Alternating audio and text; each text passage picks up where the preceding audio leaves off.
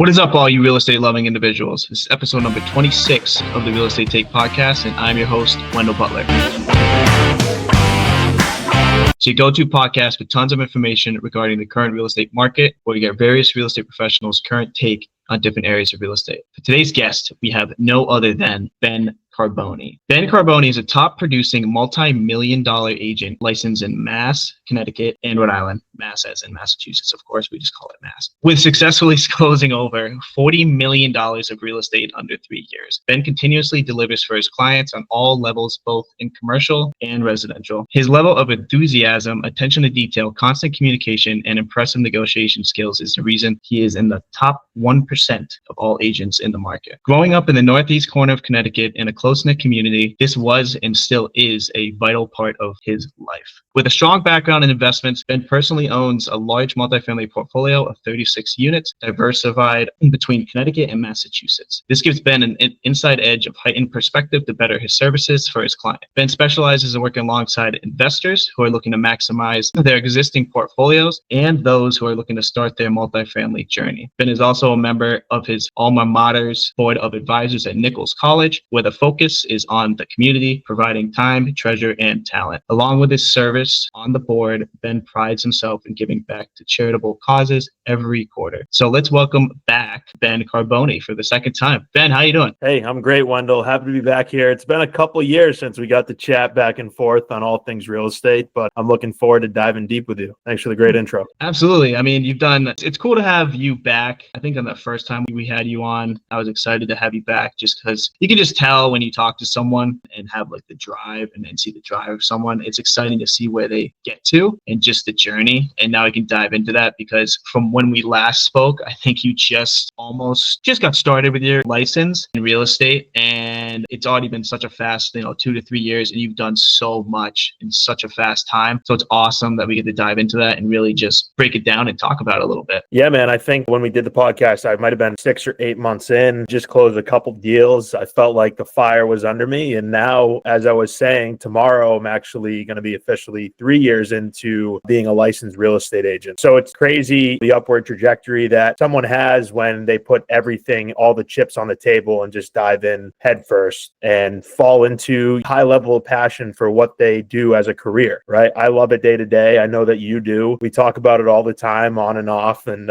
it's pretty amazing the things you can accomplish when you find that passionate, niche of a career that we have. Yeah, it doesn't feel like a job anymore. It just ends up being fluent. It ends up being a lot more almost like freeing, I would say. And it's just fun. It's fun to do. And that combined with your drive and just wanting to just be the best at anything that you do just helps set you apart. And as you can see, from $40 million in just under 3 years, top 1% already, like there's not many people that do that. So it'll be cool to dive in kind of your mindset, how you got into it, and how you went from 6 to 8 months closing a few deals to all of a sudden just exploding into like you're finishing out your first year, finishing out your second year, and now continuing your third year. So I'm not sure if people listen to the prior podcast or know you quite yet. So I always start off just to give a broad idea of who you are and kind of like what got you into real estate. Just a quick synopsis on that, and then we can start diving into a little bit more details. Sure, man. Yeah, I guess it goes back to the fun age of 19. And funny enough, I read this book, Rich Dad, Poor Dad. It seems to be a Bible for a lot of real estate investors as they get started, and a motivating factor behind why you start to value assets over liability. And at that time, I didn't own any property. My family wasn't well off or anything like that. My father was living off of a pension that he had to take early, making $25,000 a year, which is unbelievable to even think about now, how he was able to manage his money and take care of my brother and I. My mom was in the picture too, but a little different in terms of circumstance. So I fell in love with the idea of assets over liabilities and building wealth for my family. So at that time, I started to really dive deep into literature, podcasts, anything just to sharpen my mind on how I could start investing in multifamily real estate. And at the ripe age of 21, just turned 21, I bought my first investment property. It was a 4-unit in Putnam, Connecticut, which I still own today. And it is probably the anchor of my portfolio. But at that time, I didn't want to be a real estate agent. I was doing e-commerce, as you know. and I was making a good amount of money and building businesses with some partners out of Boston, which was very exciting at the time and freeing. And it was that entrepreneurship journey where I was controlling my own schedule and making my own income and living this grand life at a very young age and being able to almost do whatever I wanted and still provide for my family, which was something that I really, really valued and value even more today as I grow older, right? And did e-commerce for about 3 to 4 years. By the time I was 23, the market started to change a little bit in e-commerce and things flipped on their head. Advertising costs jumped through the roof. It was tough to make profit that we once were. So I started to kind of toy around the idea of what's next for me. And I was going to dive into real estate investing as a whole or whatnot. But then at that time, my dad suffered pretty severe illness where he went quadriplegic basically overnight. And my entire world went upside down. And I was living in Boston at the time. I thought my journey was Miami or California or something of that nature where I could just live a great life and be in the sunshine. And the one day that I got the call from the hospital for my father, I remember going to my partners and my roommates and saying, guys, I'm out. I'm packing my bags. I'll come back to Boston when I can, but I'm going to take care of my family and my dad. So I moved back to the quiet corner of beautiful Connecticut, Brooklyn, where my father had a house and my brother was living, and my mom. We all ended up taking care of my father for about 6 months, and then he ended up going to a nursing home. But at that time, I really started to move out of e-commerce and get more integrated into the community around here than I had previously. You know, I had connections from high school and college and whatnot, but as I aged and as I had more capital and I was starting to make an impact in that realm, I found that I wanted to get involved in the community. And as I started to get involved in the community, I started to look at what my next trajectory in life would be. And the big thing that was attractive to me was personal brand and personal presence. And I saw a lot of real estate agents that you are the forward-facing business. Your face is the business. You are the business. What you do, what you say, what you post on social media, it's all you. All the eyes are pointed at you. All the fingers are pointed at you, and you control your own business. You are your own business. And I fell in love with that concept and kind of fell into becoming a real estate agent. And I always said I never wanted to be one. And then it just kind of came to me one day, a Saturday, I was at a wedding, and my first broker came up to me knowing I was investing in real estate, Amy Brunette, and she said, hey, I know that you invest in real estate. I have some properties. You want to come by the office? So the Saturday, I said, yeah, I'll come by Monday. You around? Yeah, sure, honey. Come at 9 a.m. Cool. Went into the real estate office and I go, wow, this is pretty sweet. I've never been in a real estate office before, right? It was new to me. It was different. People in there, calls, clients walking in, stuff happening. And it was just a really cool dynamic, especially a small boutique brokerage at the time. So I was sitting with her and I just got the spark of an idea when she was showing me these investment properties. And I go, hey, how hard would it be for me to get licensed? She goes, pretty easy, actually. If you want to take the course and pass the exam, you could probably do it in 3 months. I said, okay, next question. Would you take me into your company if I passed my test? She goes, absolutely, of course. I said, okay, I'll sign up today. Signed up for my course in the fall of, what would that be now? 2022? Yeah, 2022. And I was licensed come March 19th of 2023. Yeah. I mean, to backtrack on all that, it's funny how things fall into place, right? I've heard so many stories. I mean, even myself, it's I'm never going to do that. Military, I was one. I was like, I'm never doing that. And then all of a sudden I joined the military. And then I was like, I'm never going to go do, I don't know, blah, blah. And I would go do it. And it's funny. It's almost like when you say you never want to do something, it kind of in the back of your mind, it piques your interest a little bit. It's why am I saying that I never want to do it? And then once you figure out more about it, it's usually because you don't understand it or know about it enough. And then once you know about it more, you're like, wait a minute, that's actually pretty awesome. And the thing about you doing e-commerce before and just learning about building brands, marketing, because that's all e-commerce is, but it's not you personally. It's I'm usually not the brand. It's the product or the business or whatever you're selling. You it seems like you took that value that you built from that and learned from that and took it into real estate to then build your own brand. Do you think that when you were younger and you were exploring different jobs and different careers, did that set you up to do a lot better in real estate and get off to a more hot start just because you had that experience of doing those things in the beginning, especially marketing? Because marketing is such a huge thing with real estate. Absolutely. And I want to touch on something real quick. We met through e-commerce, actually, which is kind of a cool little side note. Came down to Miami when I was an intern for CrossNet.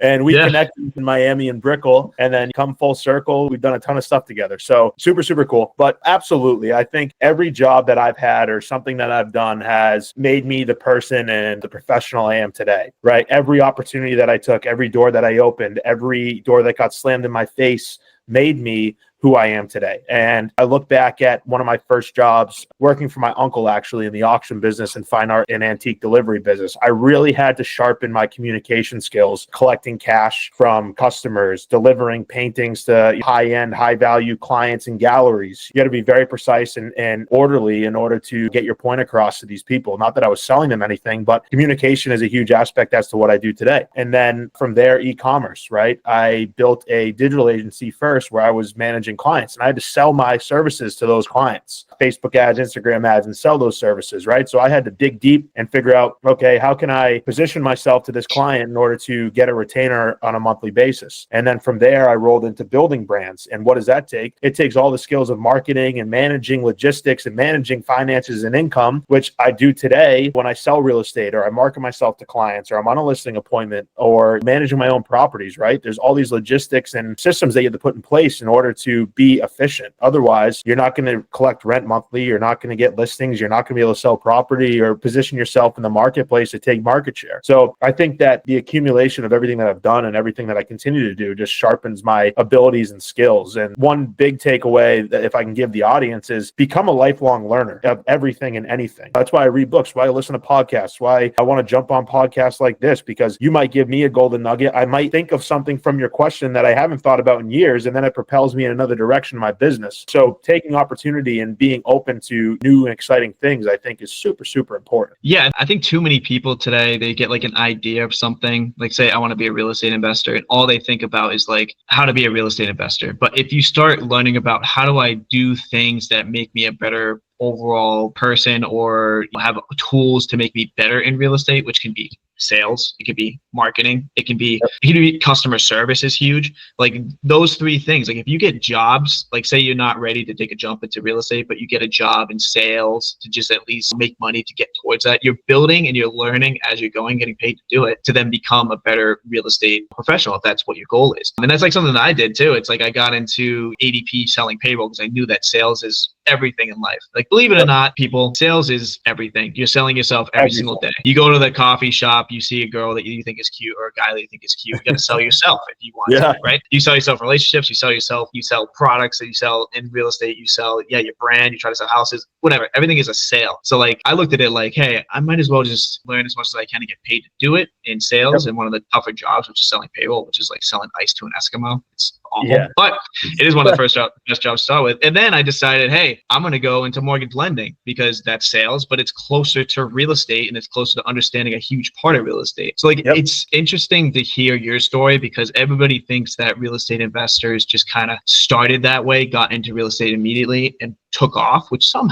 did, right? Sure. But there's so many different directions you can go to then make yourself a better investor, a better person within real estate if that's your end goal. And honestly, time and time again, the more people that I talk to, they end up falling into real estate from all the connections and education that they got, and then all formulates to be like, oh, wait a minute, I can do this in real estate and just be super successful with it, which seems like exactly what happened with you, which is amazing to hear. And it's cool to have you backtrack that and kind of let people know, because you come into this, I read your bio, like 40 million of sales in real estate in 3 years, all 36 units. People are probably like, oh, this guy, like he's been doing it for a long time. Like he's a trust fund baby. Yeah, like his family did it. He was born into it. Like he was always real estate. It's like, no, that's not the case. It's not at all. Like it just, the pathway that you went just aligned you correctly with that without you even kind of knowing. But you knew that those skills you were learning was going to make you a better person no matter what field you got into, which 100%. Is just, that's the type of personality and mindset you need, right? Yeah. Definitely. And I love the quote, personal development equates to personal excellence, right? And I think that's what both of us are super, super keen on. And then rolling off of the experience point, I talk to new agents all the time. I talk to people that want to get into investment. I talk to agents that are 2 years in, but they haven't done many deals and what they should do. I say the best thing that they could do is if they want to be a real estate agent full-time, work as a bartender or a server on the weekends or weeknights, if they can, at a good establishment, because they're going to be able to pitch themselves, sell themselves, And then you basically are selling the entire experience to the people you are serving and then receiving a tip for the experience they got. So you're selling yourself along the way and you're receiving a tip that equates to the service that you provided, which is you selling yourself. And then you meet people, right? You're always talking to people. They remember your name. They remember your face. I think that's a way for new agents, for new investors, whoever it may be, to pocket some cash, to meet more people, to be out there and negotiating in a way, but also establishing connections in their local market. Yeah, and real estate, people think it's just buying properties, it's just being good with numbers. It's the number one most important thing in real estate is being personable and understanding relationships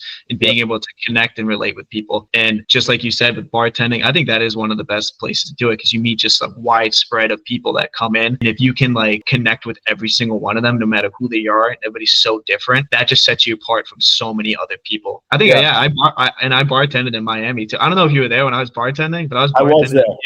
And it taught me without when I was doing it, I was like, this kind of sucks. I'm living paycheck to paycheck. I mean, it's fun to make drinks, cool, liquor, sweet, cool drink. But looking back at it, it's holy snap, that set me up on such a better base building of being able to build relationships compared to other people, just because you deal with so much. You deal with conflicts, you deal with different personalities, etc. So I love that you brought that up because I agree. I think it's one of the best jobs you can do. Yeah. And us as investors and real estate agents, what are we doing all the time? I feel like multiple times a week, I'm out getting food, networking with somebody at a bar, doing something, having a meeting at a restaurant. You're totally surrounded by people that are in real estate, that are involved in investment, that could just be high net worth individuals that have a connection. You're one handshake away from a huge door opening for you that could open you up in something that you never expect, right? So it's just go out there and chip away. And I tell people, I don't want to be a bartender. I don't want to do that. Okay, then you're not going to want to go door knock. You're not want to make a cold call. Applies to the same thing. You're meeting new people all the time. That's just real estate. That's life. That's professional.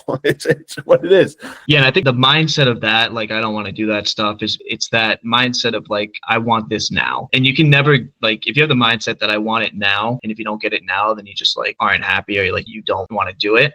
That's gonna make it so you don't go anywhere. I'm gonna say that a lot of social media today, all the gurus and stuff, they do make it seem like real estate in particular is a get rich type thing. It is not. It takes a while to get going. Sure, Ben is phenomenal and closed $40 million in 3 years, but the initial 6 to 8 months to a year of him getting going, his line was more straight. It was a deal here, a deal there, and it was working his ass off. Probably you're working probably 80 hours a week, just crushing it. And then all of a sudden it's a hockey stick, right? And then all your hard work and connections and network start setting you off. And it's all about that delayed gratification, working hard to understand that it's going to come. And if you just have the mindset of I want it now, you probably will not be successful in real estate, to be honest. Yeah, real estate and anything. I mean, there's no get rich quick. I think I learned that when I was making a good amount of money in e-commerce is I took risks because I was young and I didn't understand. I thought, I could buy this crypto or trade options and make X amount of dollars in a night, right? And then you find out that's not the reality of life at all. And real estate, I think that once you get into real estate and you invest in real estate, it's a long-term play. So it humbles you and it sets that foundation to go, okay, my growth is not going to be a rocket ship linear. It's going to be gradual, but it's going to be progressive over time with effort. And then at the end of it, you come to the top of the mountain and you're at the summit. And you're like, wow, those 30 years that I put in that felt like forever. Now look where I'm at. Yeah, exactly. And this is a perfect segue into your first property that you bought in Putnam. So when you first bought it, it was way different than it is now, right? And over those couple years of you putting in the hard work and you just holding it and you doing creative stuff with it, now it's worth so much more. And you have so much more to play with it. Can you let's dive into that a little bit just to give some evidence to what we just stated. And if you can break down kind of that deal from start to finish to where it is now, because I know you're doing some stuff with it now. You're turning it into a commercial 5-unit property. You have some land there they can build on. But when you bought it, I mean, it wasn't like that. So let's break that down a little bit. Yeah. So this was 2019. I first viewed the property. 4-unit in Putnam, 60 Walnut Street, sat on 2.6 acres. I had the idea from the real estate agent that was representing me that I could potentially put a unit in the attic. So it was up, down, up, down. So there was a unit here, 2 on the bottom, 2 above that, and then the attic space, which was big enough to add a unit. And the town gave some declaration that they would allow that to happen based on the size of the land and also the space of the attic. I would need to do some creative things, which I'm doing now. So I bought bought that deal in 2020. COVID hit and it set everything on fire. So it delayed everything with the loan and applications and things of that nature. So we were under contract for like 5 months, closing the property in June of 2020, which is the middle of the moratorium, if you remember. Super interesting. Everyone that I knew that didn't know shit about real estate was telling me, your tenants aren't going to pay you. Your tenants aren't going to pay you. And I would look at them and go, do you own property? Do you know this? Well, the moratorium's in place. Okay, I get that. I understand that. But also I'm sitting on extra cash. So that's all right. If I have to foot the mortgage for 8 months, I'll put the mortgage for 8 months. That's okay. It wasn't expensive. I bought the property for $256,000. So I think my mortgage all in was like $1,850 at the time. Yeah, you probably got a sexy rate too, huh? Yeah, it was 2.9%. Hey, everybody, you're never going to see that again. So just don't wish and wait for those rates. It's not going to happen. No. I mean, I'm not going to say never, but who knows?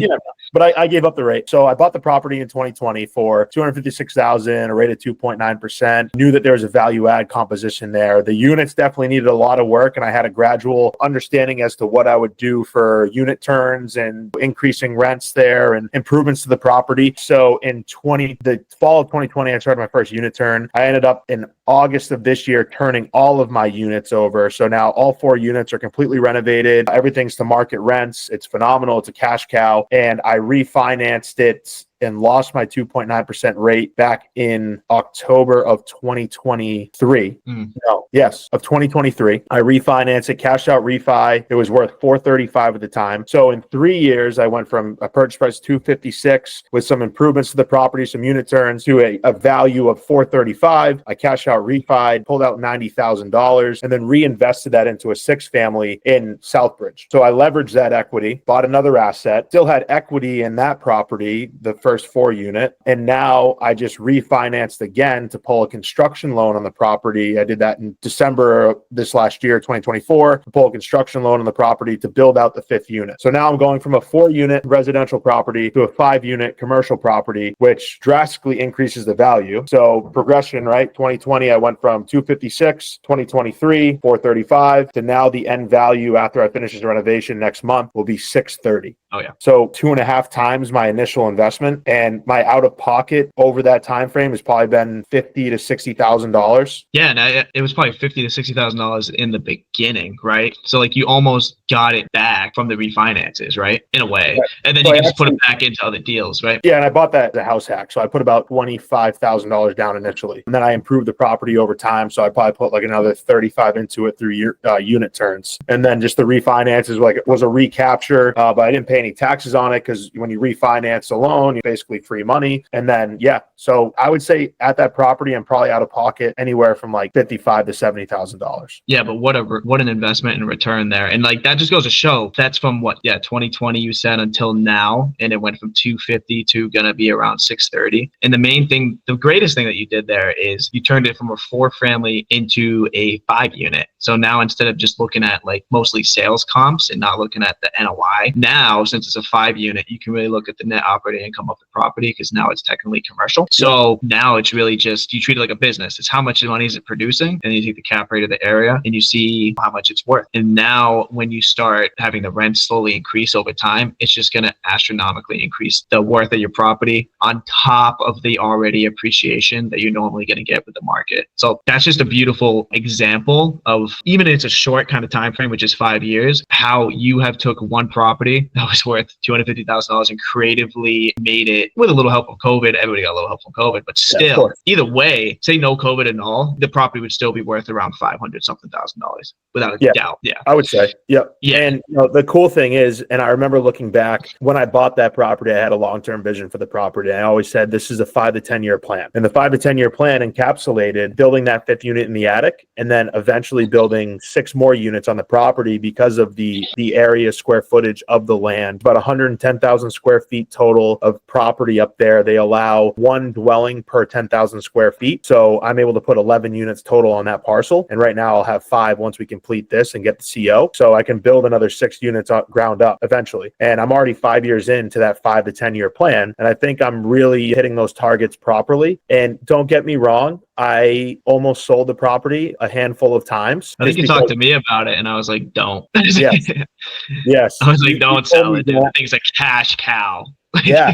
And you said the opportunity is great. And I think I talked to you, Jesus, this must have been 2021 or 2022 when I was like, I think I'm going to sell this thing. And you're like, don't do it. Hold it. You're making money. And yeah, so I appreciate that advice. And then this last fall, I was actually under agreement to sell the property for 550,000. And I called an investor friend of mine locally. He owns about 100 units. And I said, let me get your on this. And I pitched him on it. And he goes, this is Walnut Street, isn't it? And I go, yeah. He goes, nope, don't sell it. Keep it as the anchor of your portfolio and build everything around that. Go ground up in a year or two, pull a $2 million loan from the bank, whatever you got to do. He's like, make that the staple of your portfolio. Do not sell that thing. So as soon as I got off the phone with him, exited the deal, pulled the permit to build the attic, refinanced, and started on that. I think that's another big lesson for people is as you're building your network and you're building your business is look for mentors in your space. Look for people that are doing more than you, that are doing what you want to do, but doing more than you, and have them as a reliable source, right? Because if I didn't call him, I probably would have sold it and said, yeah, sure, I'll cash out 250 grand. I'll go buy a couple other properties, 1031 into them or whatever I would have done. But I wouldn't have been sitting on such a genuine and unique property that I had this vision for. Yeah, I think that's really good advice. I mean, you talk to everybody that's older, like the boomers nowadays and investors that are like 50 plus or so, and you ask them like, hey, what's some advice for me getting into real estate? And a lot of them will say, just never sell. Yeah. Like try not to sell. If you have to, like basically put into another property that will make you more, or you have to sell because of some like financial crisis, never sell. Just try to hold on to properties because the long-term wealth building of real estate is astronomical. And it just shows history. It's like the most proven historical data of like appreciation and wealth building known to man, I would say. I mean, other than like the S&P 500, but every 10 years, property values go up 50%. So yeah, if you sit and wait, you're going to be worth millions. Yeah. Like you could buy one property that's worth $500,000 and you wait 30 years. When you retire, you'll be a millionaire if you sell it. Like it's insane. But going back to you trying to sell and then figuring out not to sell, let's relate that back to being a real estate agent, because this is kind of an interesting question that just popped into my mind. So a lot of the mindset of being a real estate investor is obviously like don't sell, like if you're a long-term investor. So you're dealing with a lot of people that have long-term investments too. And you obviously enjoy selling their properties because you make commission on it. But how do you battle kind of talking to or running through the data with people that are on the fence of selling or not? Like basically you called someone for advice to sell or not. Do you do the same type of thing with your clients to see like, should we sell this or is it probably better not to? Like, how does that play into like you as a real estate agent as well? And the way that you handle it, is that kind of what helps set you apart and why you have expanded your business so much more, because you're more of an investor minded and you can tell people in situations like you probably shouldn't sell, when some agents will be like sell. You know what I mean? Yeah. I always position myself. I don't want to be that transactional agent that just chases a commission, right? I say that I am your advisor more than your agent, and it's comprehensive planning. I basically am saying I'm a financial advisor, but I'm not. But I'm your real estate advisor because I'm also an investor and I understand the market. I understand the game. So I sit down with them. I look at their equity position, where their property's at, if there's any improvements that are needed at the property, the whole entire nine, and get the full picture of their situation. Maybe the cash reserves they have that they can reinvest, that they can put somewhere else. And then what their tax basis will look like if they do sell this property, and the effects it could have if they do and they're not able to 1031 into something else because we don't find it. So I always sit down with somebody and I give them the good, the bad, the ugly, everything they need to know. And then really where they want to be and what their plans are for the future. Because if I see that they have $300,000 worth of equity in a property and they only need 150 to invest into the next one, I'm going to say, guys, why don't we cash out, refinance this, or pull equity line on this and then buy your next property. And once you have that property, revisit that property we pulled an equity line from or cash out, refied on, and see eventually if you want to sell that in the future, right? So it's all a situational basis. Some people say, I just want out of this property. I want to move on. I'm not a fan of it anymore. Okay, perfect. This is where you're at. This is the plan that we have in place on where you're going to go. And that's where it is. So I really sit down. I want to be a comprehensive planner. I don't want to be the guy that's just pushing a sell button to push a sell button, because I look at it like I'm so young that I want to build with these people for the rest of my career, for a lifetime, and help them get and achieve their financial real estate goals. Because if we're working together for 30 years, we're both going to be very successful. Yeah. And like, I mean, I have firsthand experience working with Ben. He helped sell my 8 unit, which I didn't want to sell. But I did the math and I was like, hey, I'm ready to take the leap into a full-time real estate investor. And that was kind of like the equity that I needed out of it to go into my full-time business. It's hard to let go of it, but we did the math together. And yeah, we basically found out, hey, it makes sense to do that because the return of investment from taking that money and putting it into like a fix and flip business or properties to where I moved to, because I moved from New England to Charlotte, the return on investment on that was more beneficial and higher than if I held it in that property and just let it sit. And that's what's cool about Ben and having that mindset, kind of like to not look at just the whole list, not to just look at the transactional basis of like, this is how much we can sell it for, this is how much you'll get. It's important to look at kind of what's your goals, what's your next step, and does selling this make sense to add the piece to that next step to get you towards your goal? And even if it is saying no, which I'm sure, Ben, when you say probably shouldn't sell, you're kind of like, it's saying someone will get this commission, but I'm being morally correct and really helping advise this person, not in hopes of working with them in the future, because I'm sure you will work with them in the future, because being truthful and stuff like that is the most important thing. They probably like that so much that they have verbally referred you to so many other places. And that's what people don't realize. It's kind of like, it's that delayed gratification type mindset. It's like, yes, let's not have this person sell this property because it doesn't make sense. Like, you could probably push them to and convince them to. But with the mindset of, yes, I'm young, I want to work with this person for a long time. And by being truthful, advisory, be more advised, what's the word? Be more of an advisor and working like with them to reach their goals. It's just going to expand your growth as well, which is that part of the way that you run your business that helped you expand so quick to get to like that 40 million in 3 years. Yeah. So I appreciate it a lot, Wendell. And it was fun selling your 8 unit. It was a good time for sure.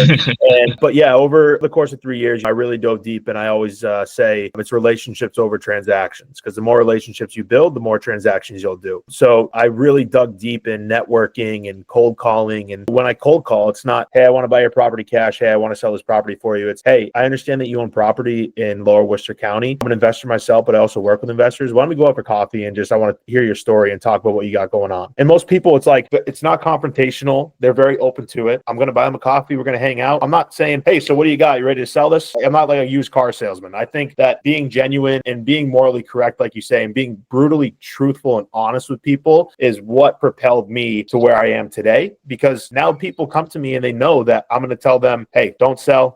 Goodbye, not a good buy. I'll run the numbers for you. I'll break it all down for you. I'll put it on a whiteboard if you want. I'll draw a picture like the Mona Lisa. Like, I want people to feel comfortable and trust in me to provide them a level of service that they can't get anywhere else. Because I look at market share, and I always said this, is I'm so young that most of the real estate agents, most of the real estate advisors, most of the commercial agents are in their 40s to 60s. I'm in my mid 20s. In 20 years, I'm going to be where they're at, but I'm going to own more market share than all of them, because I'm working on building that foundation and that trustworthy business where I become that trusted name in the marketplace. Exactly. So that's, it's just a delayed gratification mindset. And it's understanding that doing the right things, it's like karma, right? Doing the right thing and helping people along the right way, it always comes back. And it just shows throughout your career. And trust me, in real estate, it's such a small, people think it's so big, but it's such a small like community that if you do something wrong, like you'll find out pretty quick. Like someone will talk about it. You get put on the blacklist if you mess up. Yeah. So let's talk about like your journey from when we last spoke until now and with the current market, because I would say, we keep saying it, like I feel like every time that we talk, even off podcast, it's like the market is just, it's getting more difficult and more difficult. It just, we got into real estate in probably the most difficult time of real estate. And I wouldn't say in history, because 2008 was pretty terrible, but it's one of the most difficult times of real estate. How do you keep building and growing? And what is your take like kind of on the market, where you're currently at, and like what are the hoops that you have to jump through and some of the barriers that some people might see that you don't really look at as barriers, but as opportunities in a way? Yeah. So taking it back to our first podcast, I was newly licensed, and geographically where I'm from, where you're from, in northeastern Connecticut, it's very residentially focused. But I understood, because I'm into data and analytics, is that at that time, nerd, a little bit.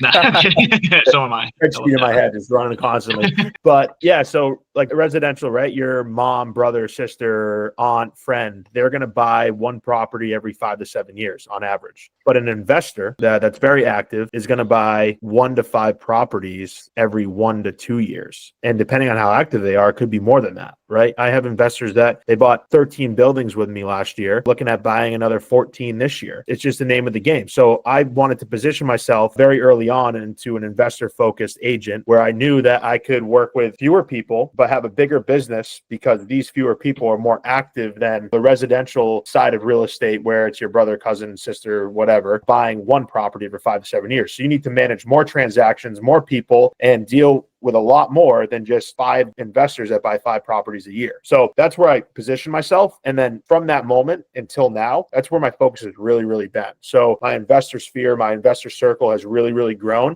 And I have some very key players that I can go to with any kind of property that I know fits their buy box and they'll fit right in, or myself, right? I'm a very active investor as well. So once I started doing that, the market was trending pretty well and deals were penciling on paper. Now I think there's a challenge because of elevated rates. There's a lot of uncertainty in the economy and the market right now as to where things are going to go. People are hesitant to, I think, purchase larger assets because they're unsure as to what's going to happen. And inventory is at an all-time low. In Massachusetts alone, we're at 7,000 to 9,000 homes listed currently. Last year at this time, we were at 15,000. So we're almost half of where we were last year in terms of inventory, which demand is still very, very high. Supply is very low, but when demand is high and supply is low, that drives price through the roof. So a lot of these properties that you're purchasing as an investor aren't making sense because you're overpaying for them. And rather than saying you're seeing a 10% cash on cash at purchase, you're seeing a 5 or 6. You might as well stick your money in a market bond or a treasury asset and not worry about the risk that real estate is going to entail. So I think that's the challenging part of real estate right now is navigating this landscape. And it's ever changing. I'm hopeful, and Anthony Lamacchia, my broker owner of Lamacchia Realty, he's very integrated into what's happening in the market, where the trends are, what could be happening in the future. And I think that the spring market is going to open up a lot of inventory. And we're seeing rates trend down now a little bit. I think we're on the 5th consecutive week. I saw a headline today as rates are trending down. And as those rates continue to come down, there's more confidence that'll come out. There's more buyers that'll come out. And then hopefully, I think I saw the one statistic is the rate needs to be at 5.5%, which is a sweet spot for all the owners and sellers who had rates between 3 and 4% to feel comfortable trading that 3 or 4% rate for a 5.5% rate, because the difference in what they're paying is not going to be so drastic compared to a 7% rate. They're bridging that gap. And I think once that happens, we're going to see an explosion in the market and there's going to be a lot more inventory out there. More buyers will come out, right? Because every 1% that interest rates drop, there's 5 million home buyers that come back into the market statistically. So I think that we're right on a cusp of something that could happen that could be very beneficial for all agents, for all mortgage lenders, for the market as a whole. But because of where we're at in the current state of the economy, I think that there's so much uncertainty that we don't know what's going to happen. Yeah, exactly. And I think you're right with that 5.5 sweet spot, because most of what's going on with the supply and demand is there's so many people during that COVID situation that refinanced into those rates of 2 to 3%. So why would they trade that house unless they really, really have to? Right. You're basically getting free money because the inflation cancels it out. And I don't blame them. I really don't blame people that don't want to sell. And then if they have so much equity in their house now too. So they're like, oh, we'll just take a HELOC. It's they don't have to change their rate either. So it's definitely, that's part of the reason why the supply just isn't there. And then another reason is in New England, the building costs are just so astronomically high that it doesn't make sense to build.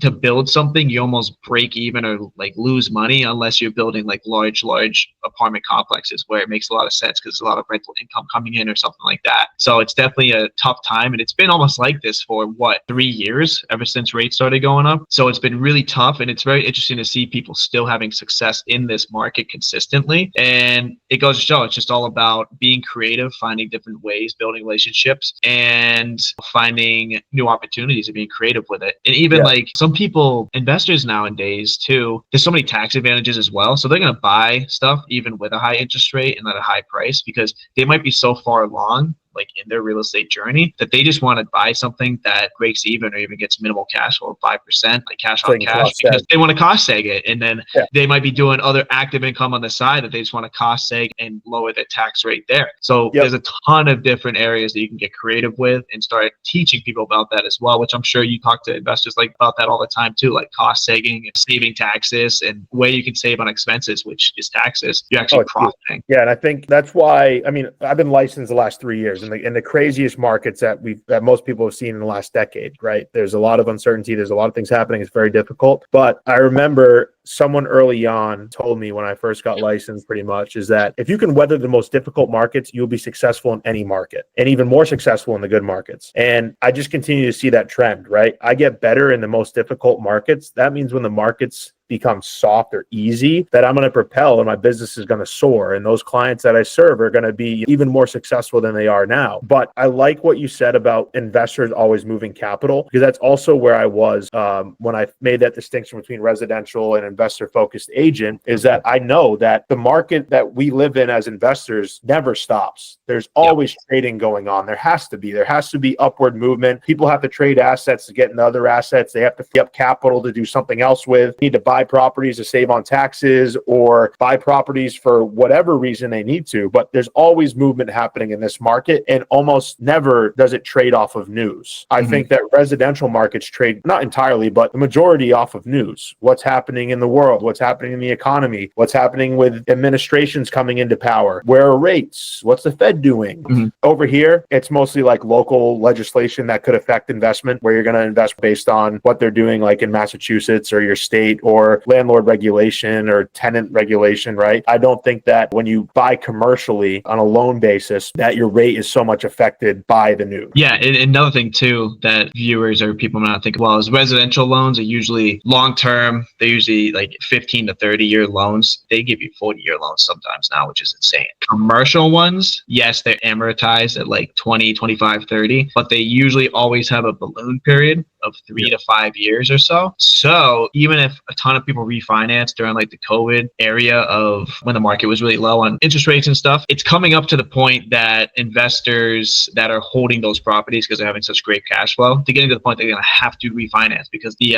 lender forces them to on a balloon to either refinance or think about selling. So that's another thing about investment, working with investors as well too, is because it's always moving. The loan's always moving, the property's always moving, and you have to always be moving because of those like balloon periods as well, which people don't really think about. And there is a lot of uncertainty with the commercial market too, because so many people bought properties that work with those 2 to 3% rates, like in the COVID area, that is now coming due to be a balloon. So you have a lot of people that are fire selling their properties just to get out of it. And that's huge opportunity for one, real estate agents to get in and help them sell, build connections, etc. But also it's good for investors that are looking to buy. There's opportunities presenting themselves. You have a lot more negotiation power and things that way. So there's so many different avenues in investment, the investment space of state, that it just keeps on. It's like a door that keeps revolving compared to residential. But you also do residential though too. Like always open the door, I feel, to help out people any way that you can. And that's why I love that you do both. You're like, some investment realtors just won't even touch residential, but you do both because you just want to help someone any way that you can, which sets you apart. Yeah, thank you, man. Yeah, and also geographically where we're from in the Northeast corner of Connecticut, I think that it's heavily residential and there is a lot of investment, but I have to be open to my network and what they're doing, right? My friends are coming of age where they're going to be buying houses and having kids and getting married, and my family is getting older. My friends' parents are getting older and they're going to be selling their homes, or their grandparents. So I like to stay in touch with those networks. I just am a big proponent of helping people in any way and educating them in every way, because I think that's something that if agents are going to be listening to this, is become fiercely educated, because in this industry, knowledge really is power. And the more that you know and the more you have in your tool belt, the better off you'll be able to be to assist people. Don't take that for granted. I think it's super, super important. I remember the first 6 months being licensed, I said, I'm going to take this 6 months and absorb and front load everything that I possibly can. Contracts, how to appraisals, inspections, every single thing that goes into a deal, so that when I come off of that 6 months, I'm ready to go and I can hit the ground running. And then the next thing I learned from there is just creative deal structuring, what things that are unique about a deal that then I can apply to this next deal, right? So I think foundation and being open to learning constantly is super, super important. Absolutely. So let's head into wrapping this up, because I know me and you both have to hit the gym. I'm cutting into your gym time, which isn't allowed. So I like to answer with just three final things. One is I always like to ask, like, what is your best piece of advice to new investors that want to get started in real estate investing, especially in this market? Like, what's one thing that you can just say in a quick synopsis that could be beneficial to them? Yeah. So follow at The Informed Investor. Hey. I run a mastermind group with a mutual friend of ours, Ryan Richards. It's all about teaching people how to go from one multifamily to 10 multifamilies using leverage and house hacking. I think one huge thing that most investors that you talk to that are in the longer life cycle of their career is, I wish I house hacked more when I got started. I wish I even took the opportunity to house hack when I got started. And what I mean by house hacking is buying a multifamily, owner occupied loan, 3 to 5% down, living in a unit for a year, taking an equity or HELOC line, and then buying your next one and doing the same thing and building your portfolio that way with as little money down as possible, because then in the future, 5 to 10 years out, you're going to be sitting very, very pretty with a lot of equity, cash flow, and an understanding on how to manage properties. And I think that's another thing is super, super important with house hacking your first property, whether it's a 3-unit or a 4-unit, is when you're living there, you get to learn the dynamics of managing tenants, property maintenance, what goes into everything that goes into a multifamily as an owner, as an investor firsthand. Definitely. That's one of the ways that I started. It's one of the ways that you started. A lot of investors that we know and we have relationships with, that's how they started. And it's a phenomenal way. And it is, I think, one of the best ways to get into it. And it's low risk. It's just high reward, and it's going to teach you a lot. Plus, it's also the lowest risk for you to know if you even want to do real estate. Because you can do it once and you can be like, holy smokes, I